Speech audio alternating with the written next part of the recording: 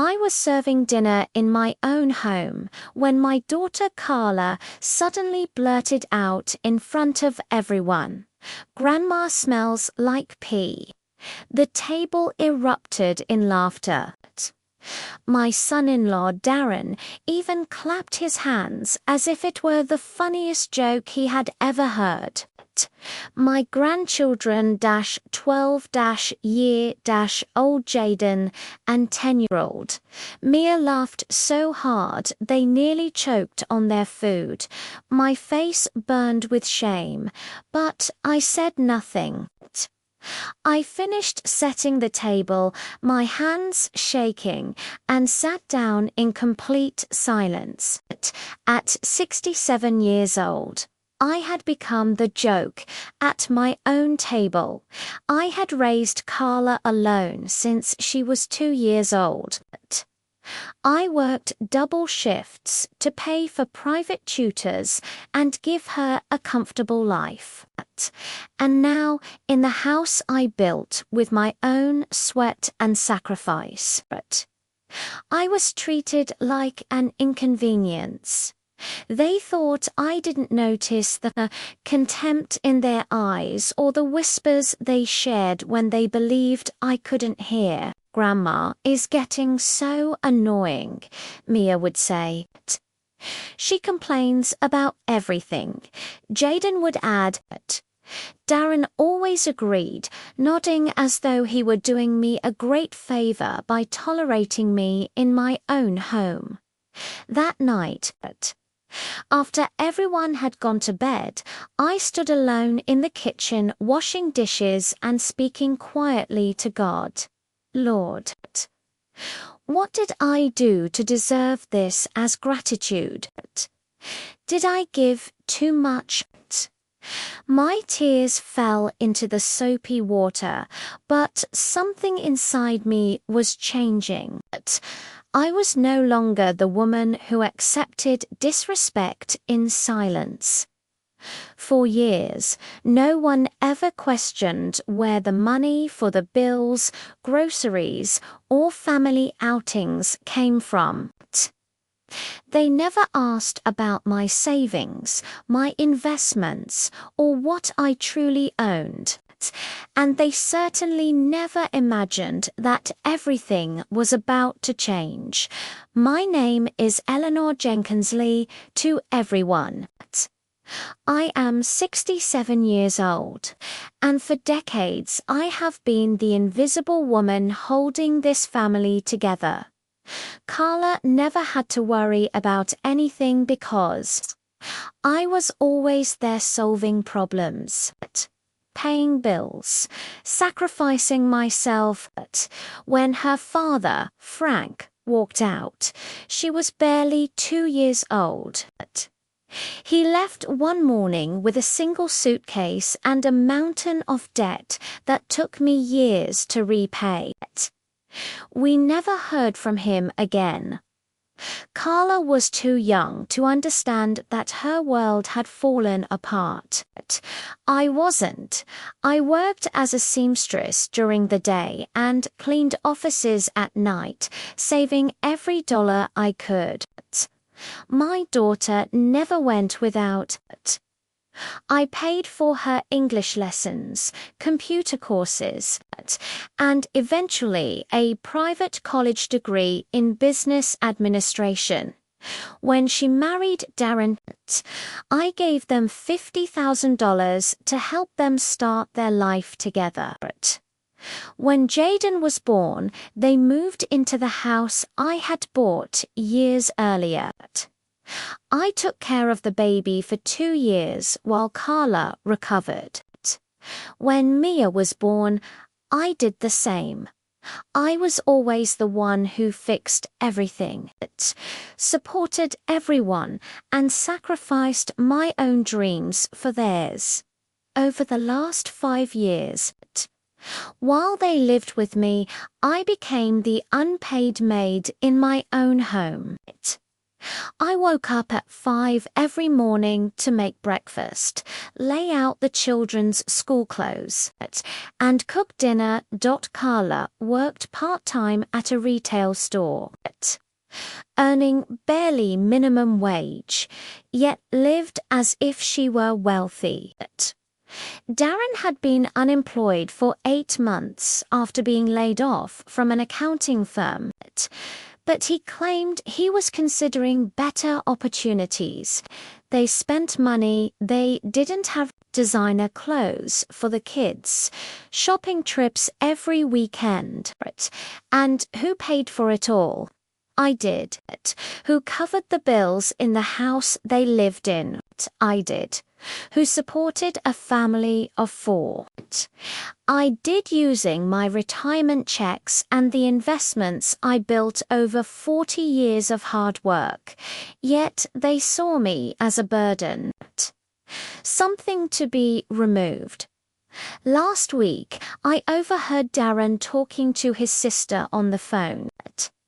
Ellie is becoming unbearable, he said. She keeps questioning our spending, complaining about everything. We're thinking of convincing her to move into a retirement community. It would be better for everyone. My blood boiled. It wasn't sadness, it was pure indignation. A quiet rage built from years of humiliation. What they don't know is that I've always been careful with my money. I worked for 40 years first as a seamstress, then at a textile factory where I eventually became a supervisor. I never wasted money on luxuries. I saved. I invested. I bought this house at 30 and paid it off in 15 years. I have savings, investments, and a net worth they never bothered to learn about. The problem was my generosity. Whenever Carla needed help, when she married, when the children were born, I was always there with my money and my labor. But generosity turned into expectation, and expectation turned into contempt. Now they see me like an old, useless employer, a bulky piece of furniture in the way. 2 nights ago, after that humiliating dinner, something inside me finally broke. I lay awake thinking about every sacrifice, every insult I swallowed, every moment I put their needs before my own. 45 years raising Carla alone. 10 years helping with her education. 5 years supporting her entire family. And this was my reward. This morning, I woke up different, not sad, but clear. I made my coffee, opened my old notebook, and began calculating everything I owned, savings, investments, the value of my house. The final number made me smile for the first time in months. They have no idea what I truly have, and they have no idea what I'm about to do. Carla left early for work, as usual. Darren stayed home, unemployed and unaware, searching the internet as usual. The children went off to school, and I remained alone in the kitchen, planning my freedom, because that is exactly what I intended to claim. I was going to free myself from a family that saw me as a burden. Free myself from a life where I was neither respected nor appreciated. I was done being the woman who gave everything and received nothing in return. I called the bank and scheduled an appointment with my account manager. Mr. Ryan, who had handled my finances for over 10 years. I told him I wanted to review all my investments because I was considering significant changes. He set the meeting for the following Monday. Next. I called my cousin Martha, only relative who genuinely cared about me, and told her everything. She was furious on my behalf and immediately offered me a place to stay for as long as I needed. Then I contacted my attorney, David Lewis, and requested an urgent appointment. I explained that I needed to update my will due to changes in my family's situation. He agreed to see me on Tuesday after that. I began searching online for small apartments in distant neighborhoods, places far from here, where I could start over, because that is exactly what I plan to do. Start over. At 67, I was going to prove that I was not the helpless old woman they believed me to be. I was going to teach them what it truly meant to lose someone who loved them. I was going to show them what life looked like without the woman who quietly solved every problem for the rest of the week. I observed them with new eyes. Darren woke up late, ate the breakfast I prepared, sat at the computer pretending to search for jobs, ate the dinner I cooked, watched television, and went to bed. Carla came home exhausted from the store, complained if dinner wasn't ready, scolded the children over trivial matters, showered, and went to sleep. The kids came home from school, tossed their backpacks around, ate whatever I served, sometimes did their homework, played video games, and went to bed. Not one of them wondered how the house functioned, who paid the electricity, gas, water, who bought the groceries, school supplies, or paid for outings. To them, everything simply appeared. Food cooked itself, bills paid themselves, clothes washed themselves, and at the center of all that invisible magic was me, unseen, unappreciated, and taken for granted. Friday night brought yet another miserable family dinner. Carla was irritable because the store's sales were low, which meant less commission. Darren was frustrated because his job search had yielded nothing worth his time. The kids were restless because they wanted to go to the movies that weekend. But Carla had told them there was no money. I served dinner in silence. Stewed chicken, red rice, refried beans, and fresh cornbread, all prepared with my hands, my time, and my money. I sat in my usual place at the end of the table and began eating quietly. Then my 12-year-old grandson, Jaden, delivered the final blow. "Grandma, why do you always eat in silence?" he said, laughing. "You look like a ghost." Mia laughed. Carla smiled. Darren didn't even look up from his plate. In that moment, I understood. To them, I truly was a ghost, a presence that existed only to serve, undeserving of respect or consideration. I finished my meal, picked up my plate, and went to my room without a word. Behind me, I heard their laughter continue.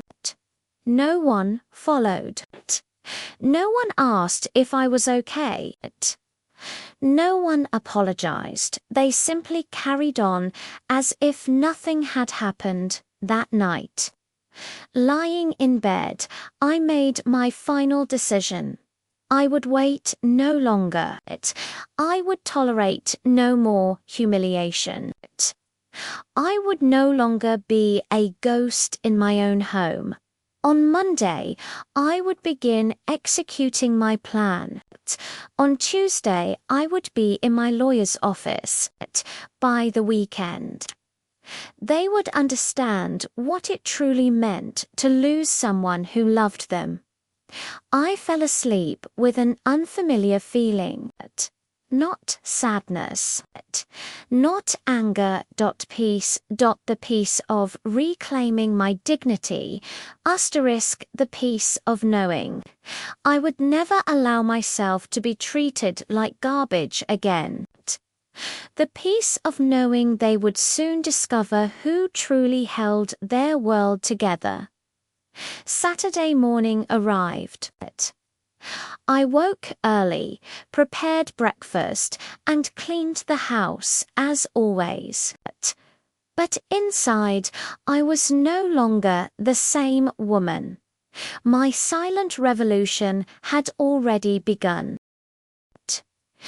During breakfast, Carla casually mentioned that she had spoken to her cousin Lisa about the possibility of me moving in with her.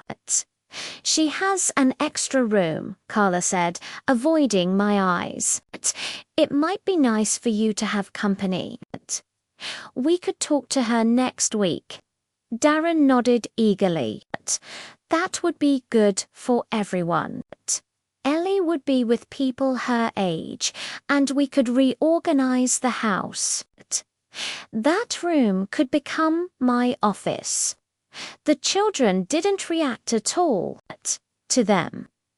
Grandma leaving was just another adult decision that didn't affect their lives. I kept eating my toast and jam in silence. Inside, I was smiling. They thought they were planning my future. They had no idea I already controlled my destiny. After breakfast, I went for my usual Saturday walk. But this time, it was different. I observed the houses, the streets, the people. I quietly said goodbye to the place where I had lived for so many years. There were beautiful memories. Carla as a little girl running along these sidewalks, ice cream from the corner shop, her first day of school, and bitter one's late nights of work to pay for this house. Sacrifices made without complaint. Moments of teenage anger I endured in silence out of love. When I returned home, I felt closure. This chapter was ending. A new one was about to begin, one where I was the main character, not a supporting role in someone else's story. Sunday afternoon. While everyone watched a movie in the living room, I stayed in the kitchen organizing important documents. My birth certificate, social security card, investment statements, house deed, bank records. Everything was ready. Carla walked in to get a glass of water and noticed the papers spread across the table. "What are you doing, Mom?" she asked casually. "Just organizing," I replied. "It never hurts to be prepared." She shrugged and walked away. She wasn't interested, just as she never had been, and very soon she would realize how much she should have cared. That night, I stood in front of the mirror and studied my reflection. A 67-year-old woman with graying hair, carefully kept wrinkles, earned through years of work and sacrifice, and eyes filled with a determination I hadn't felt in decades. "Eleanor," I whispered, "tomorrow your new life begins. Tomorrow." I would stop being the woman who gave everything and received humiliation. Tomorrow, I would take control of my destiny. I went to bed knowing it was the last time I would sleep in this house as the unpaid caretaker of my own family. Monday arrived like any other Monday but for me. It was the most important day of my life, the day my quiet revenge began. No shouting, no arguments, just the truth. The truth about who truly supported this family. The truth about what they would lose once I was gone. As I walked toward the bus stop, I felt something I hadn't felt in years. Freedom. I felt excitement about the future. For the first time in decades. I didn't know exactly what lay ahead, but I knew it would be better than the life I was leaving behind. A life where my worth would be acknowledged, where my sacrifices would be remembered, and where my dignity would finally be respected. The first phase of my plan was about to begin, and they had no idea what was coming. The bus arrived. I stepped on and took a seat by the window. As my neighborhood slowly passed by, I said goodbye in my mind to the woman I had been for so many years, the submissive woman, the self-sacrificing woman, the invisible woman. I was leaving her behind. The woman who walked into the bank that morning was someone else entirely. She had a plan. She had resources. She had resolve. She was no longer afraid to protect her own dignity. And most importantly, her family would never see it coming. I arrived at the Bank of America branch exactly at 9 o'clock. Mr. Ryan greeted me with his usual warm smile, but as soon as I began explaining my situation, his expression grew serious. He listened carefully as I described how my family treated me, how they relied on my money and labor without appreciation, and how they were planning to discard me like an old piece of furniture.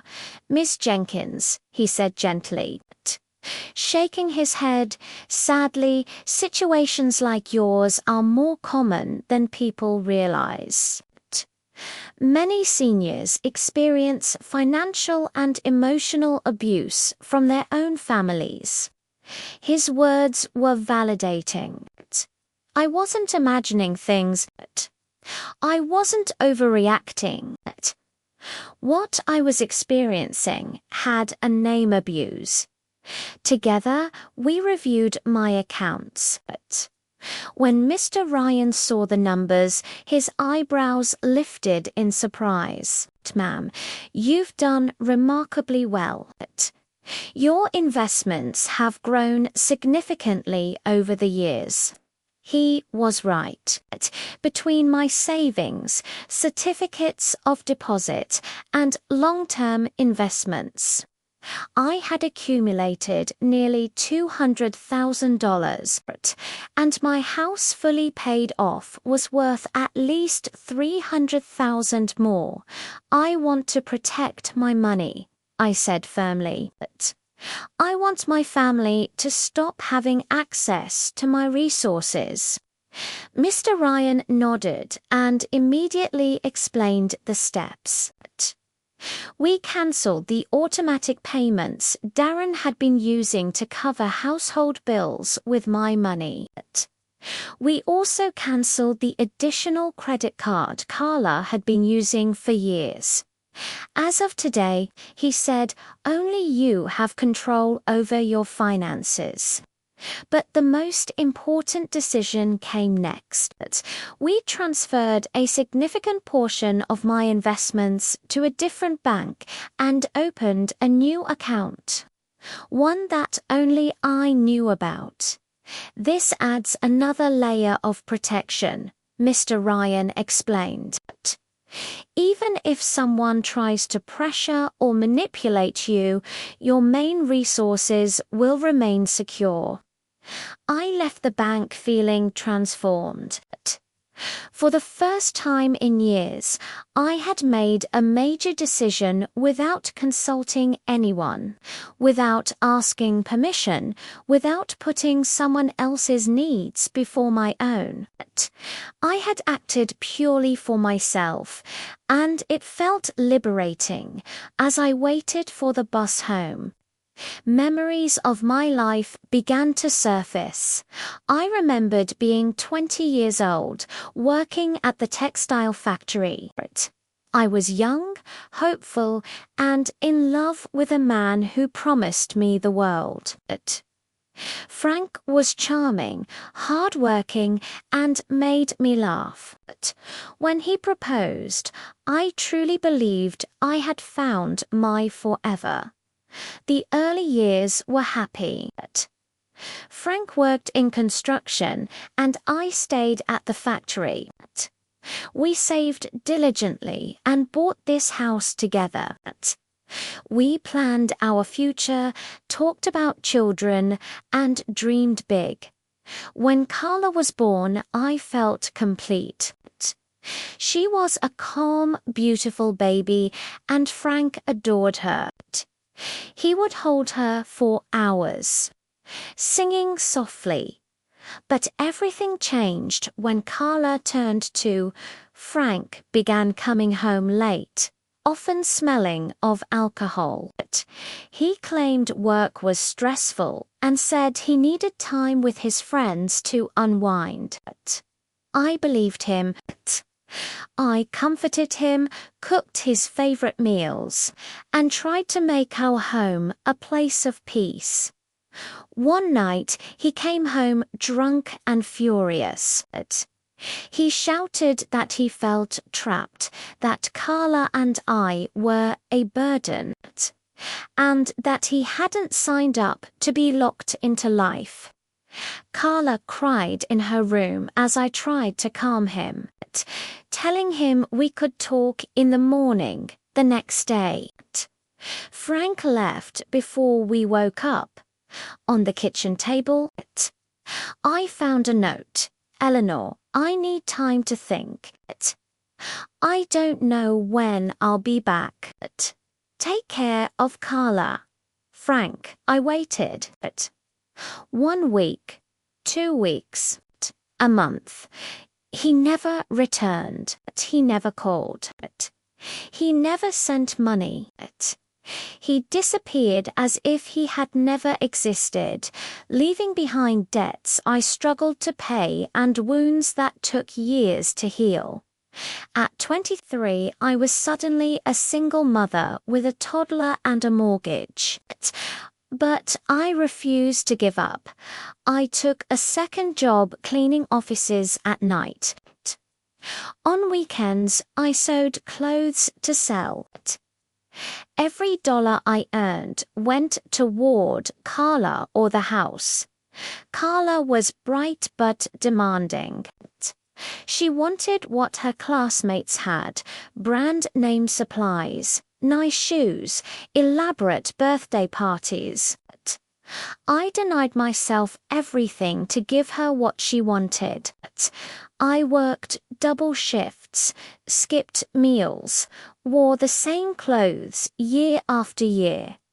When Carla turned 15, I threw her a party that cost 3 months of my salary. I rented a hall, hired a DJ, and had a custom dress made.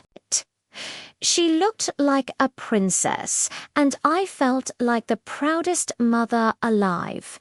Everyone admired her party. But the next day, as we opened gifts, she said something that pierced my heart. "Mum, I wish I had a dad at my party. All my friends danced with their fathers. I had to dance with you. It felt awkward.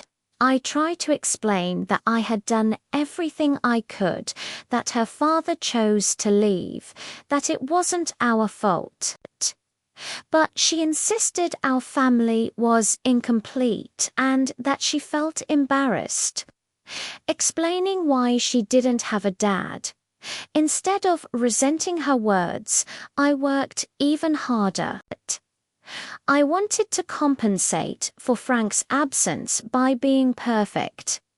I paid for English classes, computer courses, anything that could give her an advantage. But when it came time for college, she wanted to attend an expensive private school. All my friends are going to good colleges, she said. I don't want to be left behind. I checked my savings and realized I would need to work extra shifts for 4 years to afford it. So I did.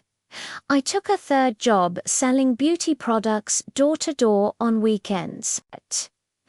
During those 4 years, I barely existed outside of work.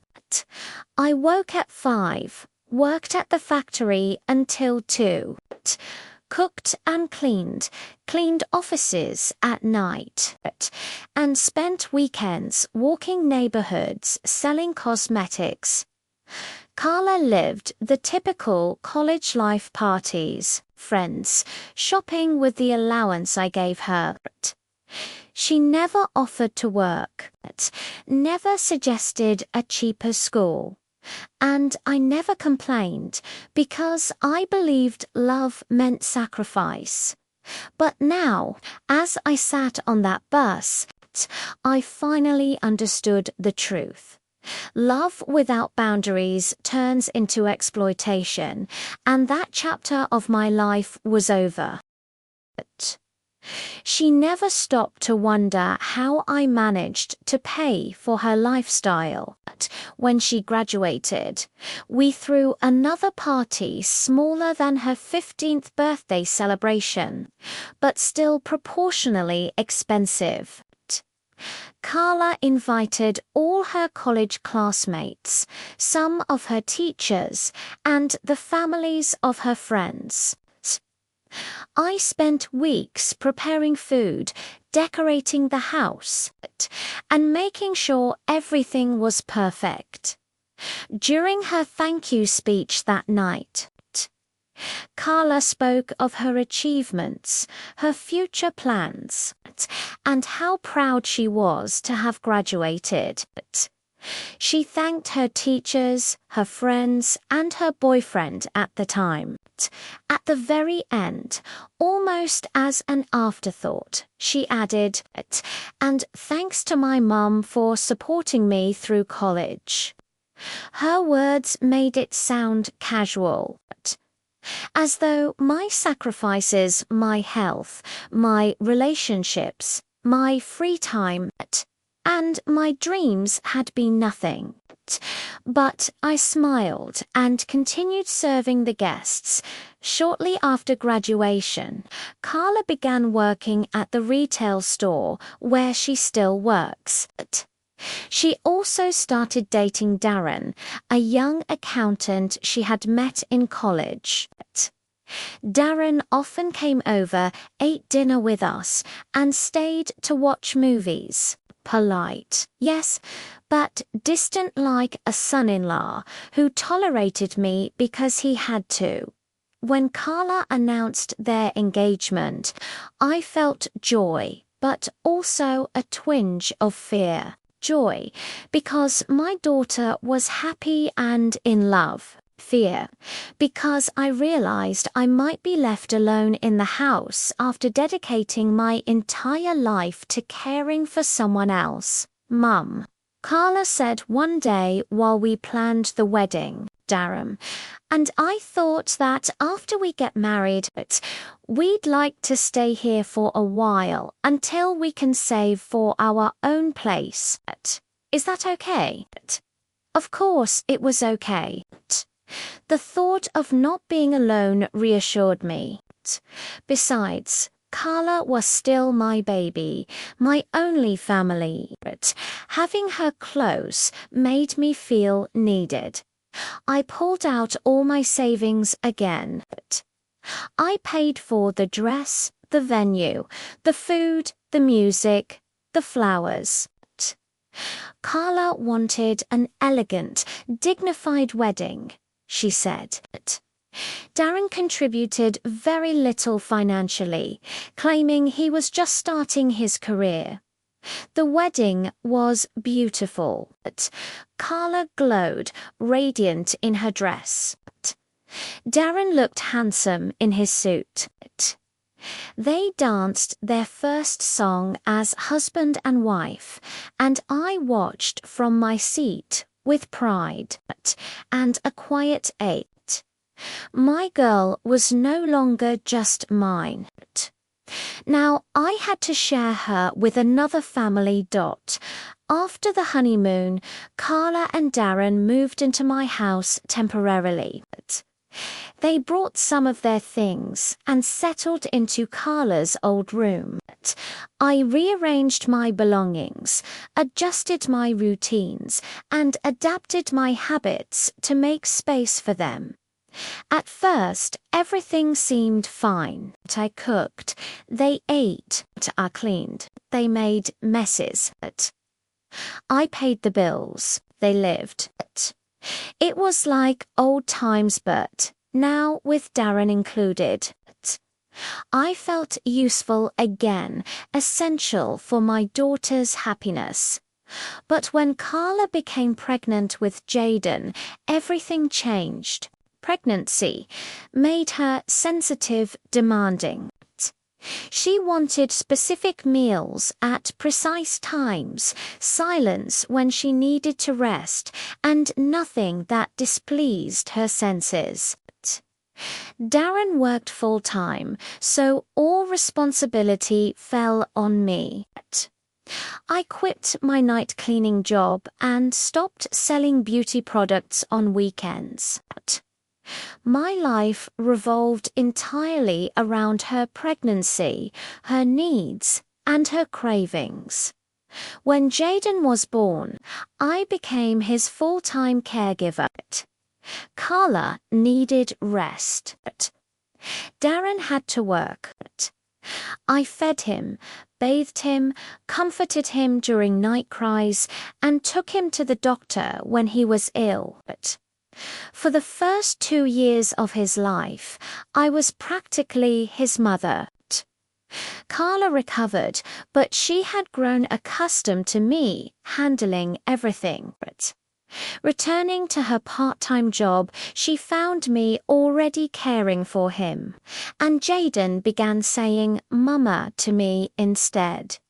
3 years later, Mia was born, and the pattern repeated.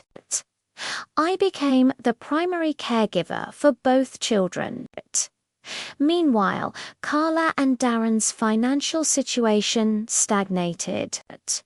Carla still worked part-time at the store, earning very little. Darren had changed jobs multiple times, always evaluating opportunities that never materialized. I continued to pay every household bill: electricity, water, gas, phone, cable, internet. I bought all the food, covered all the children's clothes, school expenses, medical costs, and entertainment. They treated it as if it were natural. No one asked if I could actually afford to support 5 people on my retirement. No one suggested taking on better-paying jobs or moving out to lighten my burden. They assumed I would always be there, paying, solving, sacrificing it. And I allowed it because I believed that was love. I thought my value as a person came from how much I gave, how much I endured. But over the last few months, as they schemed to get rid of me, mocked me at the dinner table, and treated me like a burden, I realized the truth. What I had believed was love had been abuse. What I had thought was a united family was really a parasitic relationship. They took everything. I gave everything. Returning home that afternoon, I felt different. I wasn't the same woman who had left that morning. I had taken control of my money, protected my net worth, and taken the first step toward freedom. Darren sat at the computer as usual. "How was the bank?" he asked, uninterested. "Fine," I replied, sorting some things I needed to handle. He had no idea what I had done secured a new place to live, legal protection for my assets, and the first steps toward complete independence. He had no idea that his carefree, easy life was about to end. That night at dinner, I observed them with new eyes. Carla complained about poor sales at the store. Darren mentioned promising job offers but hadn't decided. The children talked about school, friends, and birthday wishes. Not one of them asked how my day had been. No one noticed I was dressed for an important occasion. No one cared what I had done while away. I was invisible, except when they needed something. Later, while washing the dishes, Carla approached with a sweet, manipulative smile. "Mom," she said surreptitiously, "I talked to my cousin Lisa today. She's excited about the idea of you moving in with her. We could visit next weekend to see her place and talk about the details." "What details?" I asked, keeping my hands in the soapy water. "Well, you know, organizing expenses, household responsibilities, that sort of thing."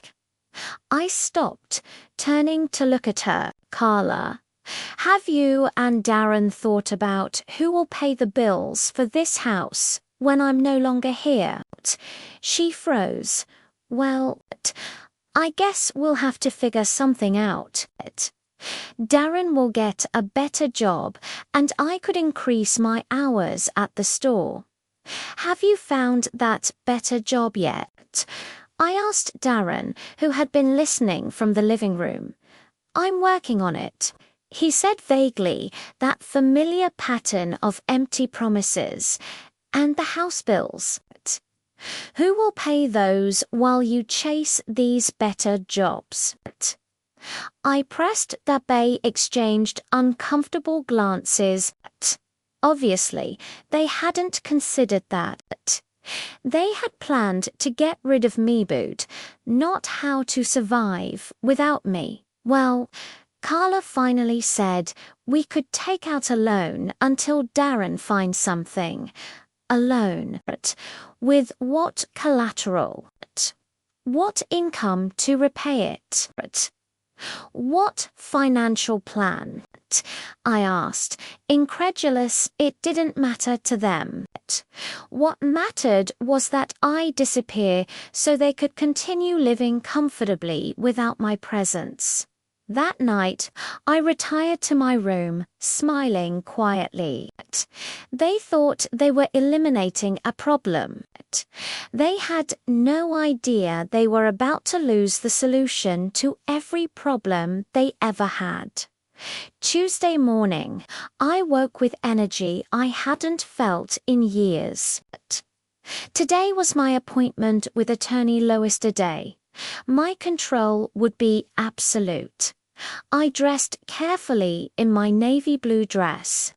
The one I had saved for special occasions since Carla's graduation. This was a momentous day. Carla left early for work. The kids rushed to school. Darren settled in front of the computer, pretending to look for jobs. Everything seemed ordinary, but beneath the surface, the storm was about to break. "I'm going out," I announced. "I have an appointment with the lawyer." "The lawyer?" Darren looked up. "What do you need a lawyer for?"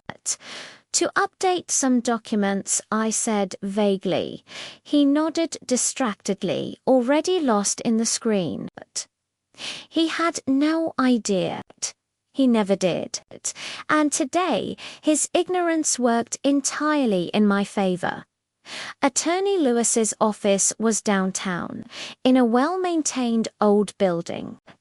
I had known him for over 15 years. He had handled the paperwork for the house and minor legal matters. He was professional, serious, and understanding. When I explained the situation, his expression became grave. "Miss Jenkins," he said slowly, "what you're describing is very concerning. Your family is financially abusing you and, from what I can see, psychologically as well." His words confirmed what I already knew. I wasn't imagining it. I wasn't exaggerating. What I was experiencing was real. It had legal solutions. "I want to protect myself," I told him firmly. "I want my net worth secure, no matter what my family does." Attorney Lewis outlined my options: a new will specifying asset distribution, a trust to protect my property, and legal documents affirming my full mental capacity to manage my finances. He also warned, "Be prepared. Some family members might try to declare you mentally incompetent to gain control. Unfortunately, it's a common tactic when seniors take steps to protect their wealth." It was a frightening thought, but also motivation. We immediately drafted a document confirming my mental capacity and my right to manage my assets. We updated my will completely. "To whom will you leave your inheritance?" the lawyer asked. The question struck me. For years, I had assumed everything would go to Carla and the children. But after these recent humiliations, I wasn't so sure. "I need time to decide," I told him. "For now, cancel the previous will. I will create a new one once I've made my final decision." The lawyer nodded, understanding situation. His face drained of color as he looked around the silent kitchen. No smells, no warmth, no breakfast, no grandmother, no woman who had held this household together for decades. For the first time, they understood what it truly meant to lose the person they had taken for granted. The bills, the meals, the laundry, the chaos of everyday life, they were suddenly all theirs to handle, and there was no one else to step in. Carla sank onto a chair, her hands trembling as she gripped the letter again. She really left," she whispered. Darren dropped onto the bench beside her, his eyes wide and guilty. "All these years. We just assumed she'd always be here," he muttered. "Jaden and Mia." still half asleep and confused, stared at the empty kitchen. No one served them. No one prepared their breakfast. No one solved their problems. For the first time, they faced the reality of responsibility. Meanwhile, I was already in my new apartment, standing in the empty living room. The morning sunlight poured through the windows, illuminating the clean floors and bare walls. Everything here was mine. Every corner, every decision, every moment. I unpacked a few essentials: my favorite sweater, a small photo of myself smiling genuinely years ago, and my documents tucked safely away. The furniture would arrive soon, but even in this bare room, I could feel it: freedom, dignity, and the promise of a life lived for me. I picked up the phone and first called my cousin Martha. "Martha," I said with a laugh that surprised even me, "I did it. I finally took the step. I'm free." Next, I confirmed with the bank that all my accounts were secure and protected. Then I spoke with Attorney Lewis, letting him know the plan had been executed perfectly. And then, for the first time in decades, I sat quietly, just breathing. No demands, no obligations, no invisible burdens. Only the sensation of a life reclaimed. At 67, I had finally chosen myself, finally honored my worth, and finally taken control. By the time Carla, Darren, and the children began to grasp the magnitude of what had happened, I was already living my new life. The silent woman who had given everything without question was gone. In her place stood a woman who was visible, independent, and unstoppable. For the first time, the protagonist of the story was me. That the house was too hard to manage without me. I listened patiently, but my heart remained calm and resolute. "I understand that life is difficult without me," I said gently. "But that is exactly the point. You needed to see what it feels like to be responsible, to live without relying on someone else to solve all your problems. That lesson is far more valuable than any argument you can make now." Carla lowered her head, silent. Her eyes were red from crying, but I could see the realization slowly settling in. For the first time, she truly understood the consequences of taking me for granted. "I forgive you, Carla," I continued, "and I love you. But love does not mean returning to the same dynamics that hurt me for decades. I will always be your mother, but I will no longer be the person who sacrifices herself to cover for your choices, your mistakes, or your laziness. You and Darren need to learn independence, responsibility, and respect." She nodded tearfully, finally quiet. There was nothing left to say. Her lesson had begun, and mine had already been completed. When she left the park that day, I watched her go with a sense of peace. For the first time, I felt fully empowered. I had taken back my life, my dignity, and my freedom. My new life wasn't just about leaving my family.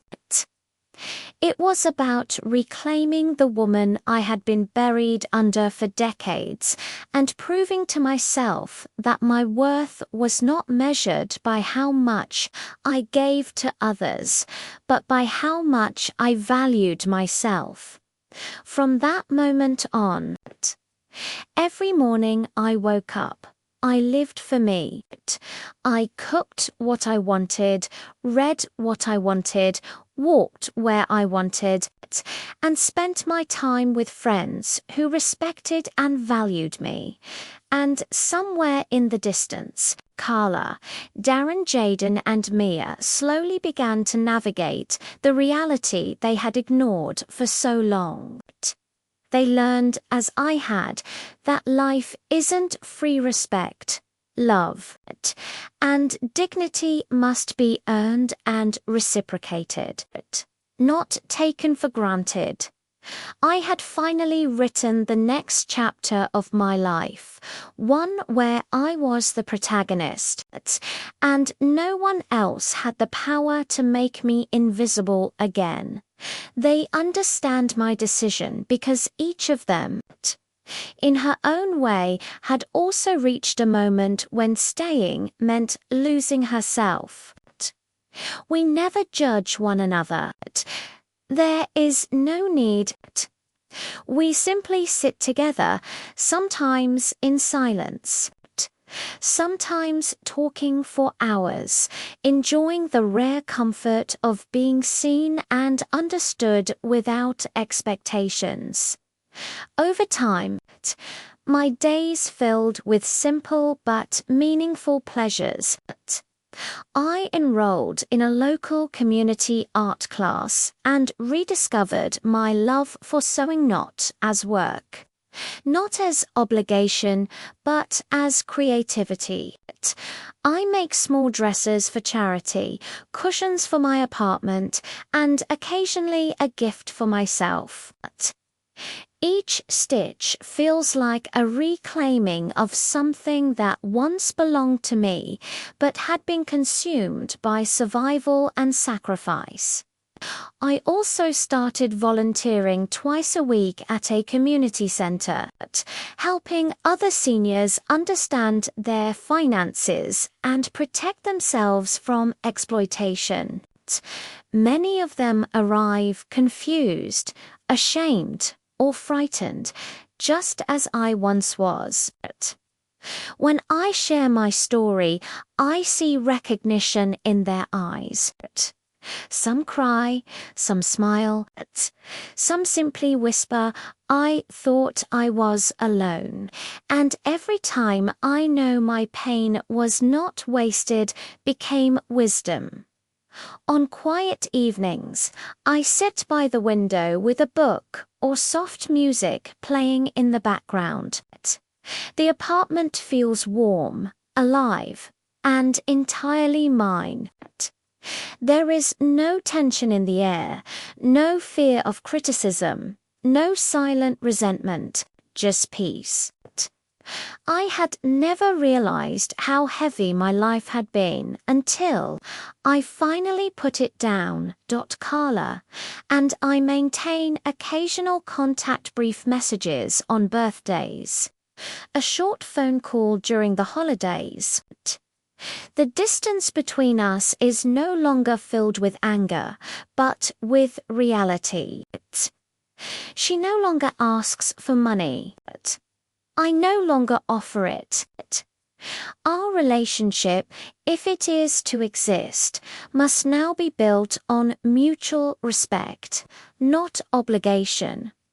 Sometimes, late at night, I reflect on the woman I used to be. I do not hate her. I do not judge her. I thank her. She did what she had to do to survive, to protect her child, to build a life from nothing. But I also honor the woman I am now, the woman who finally chose herself at 67. I learned that freedom is not selfish, that boundaries are not cruelty, That love does not require spirit, and that dignity is not something others give us, it's something we claim. If there is one lesson my life has taught me, it is this. It is never too late to walk away from what breaks you. It is never too late to start again. And it is never too late to become the main character in your own story. As I turn off the light each night in my quiet apartment, I smile not because my life is perfect, but because it is finally mine. Because they have all gone through similar situations. On weekends, I visit my cousin Martha or go out alone to explore the city. I have rediscovered places I had forgotten even existed, mall independent bookstores where I can lose myself for hours, craft markets, where I talk to vendors who remember my name, and quiet public squares where I sit on a bench simply watching people pass by. I move at my own pace now, guided only by my own desires, not by anyone else's expectations. 3 months ago, I received another letter from Jaden. He is 14 now. He told me he had gotten his first part-time job helping at a bakery on weekends. Now I understand why you worked so hard to support us, he wrote. It's tiring, but I feel proud when Dad tells me I'm responsible. His words filled me with pride. My grandson was learning the value of effort, responsibility, and self-respect lessons he could never have learned. If I had continued shielding him from reality, Mia wrote to me for the first time last month. At 12, her handwriting is neat and careful, but her words were just as meaningful. Grandma, Mum taught me how to make quesadillas, like the ones you used to make. They don't taste as good, but when I eat them, I think of you. Now I help more around the house, and I understand that taking care of a family is everyone's job. I keep these letters in a small wooden box, along with a few photographs and important documents. Not out of resentment or nostalgia, but because they represent something real, my family's transformation. They are proof that my decision, though painful, was the right one. My grandchildren are growing up with values they would never have learned if I had continued solving everything for them last week, while buying vegetables at the farmer's market. I ran into an old neighbor from my previous house. She told me she had seen Carla and Darren recently, that they looked tired but hardworking, and that the children had grown noticeably more mature. You can tell they've learned to value what they have, she said. They don't live with so many luxuries anymore, but they seem more united as a family. Her words confirmed what I already knew deep in my heart. My departure had been a gift disguised as punishment. By refusing to remain their easy solution, I forced them to discover their own strengths, to mature, and to become a real family instead of a group of dependent people orbiting around my sacrifices. I've learned how to cook for one person, something I had never done before. My portions are small. My tastes are entirely my own. Time in the kitchen is now meditative, not obligatory. When I make something special, it is because I want to, because it brings me joy, not because someone expects it. It is freedom. And for the first time in my life, I am not just living, I am finally at peace. No complaints about the food, no interruptions breaking my thoughts. But there is only silence. The silence I chose. The silence that gave me back my peace. Sometimes I think about the future. I don't know if Carla and I will ever have a close relationship again. I don't know if my grandchildren will want to visit me when they are older. I don't know if Darren will ever truly understand the harm he caused me with his indifference. But I have learned something fundamental. My happiness cannot depend on the decisions of others next month. I will turn 70. I am planning a small celebration with my friends from the park. It will be the first time in decades that I celebrate my birthday thinking about what I want, not what others expect of me. Martha asked if I would invite Carla, and my answer was no.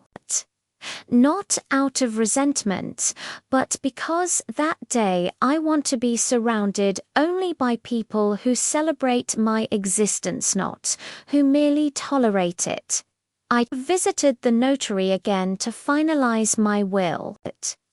I decided to leave the house to an organization that helps older women in situations of domestic abuse. My savings will go to an educational fund for children from working-class families. Carla will receive something, but not everything. My grandchildren will receive their inheritance when they turn to 5, an age old enough to truly value what they receive. This decision is not about revenge, but about consistency. Throughout my life, I gave without limits, and that excessive generosity created dependency in people who did not know how to value what they received. My final act of generosity will be to teach that everything is earned, that nothing is taken for granted, and that respect and love are prerequisites for receiving the rewards of a life of work. Some afternoons, when the sun sets behind the trees in the park, I feel a gentle nostalgia for the good moments I had with my family Carla's first years as a sweet, grateful child, the early days of my grandchildren when their smiles lit up my life. But that nostalgia is no longer accompanied by guilt or regret. I have learned that loving does not mean allowing yourself to be hurt. I have learned that being a mother or grandmother does not require sacrificing all personal dignity. I have learned that it is never too late to demand the respect we deserve. My apartment is small, but it is filled with my presence. Every object has a story I chose. Every piece of furniture is exactly where I wanted it to be. Every day unfolds according to my wishes and needs. For the first time in my life, I am the protagonist of my own story. When I look in the mirror now, I see a woman who learned to value herself. I see wrinkles that speak of experience, not suffering. I see eyes that shine with the serenity of someone who made the right decisions, even when they were difficult. Sometimes the greatest lesson you can teach the people you love is that you don't need them to survive. And in that silence, I found my own voice.